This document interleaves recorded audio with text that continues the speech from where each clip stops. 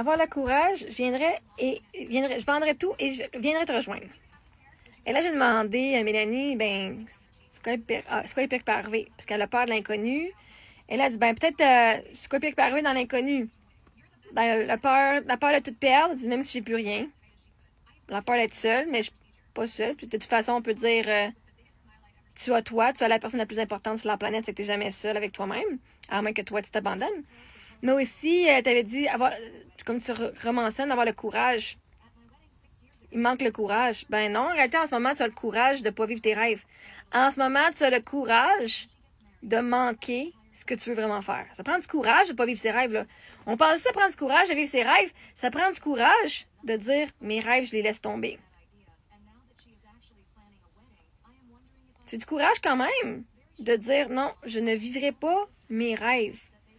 Tu décides de ton plein gré de pas vivre ce qui t'excite le plus au monde. Ça prend du courage de ne pas aller vivre son bonheur.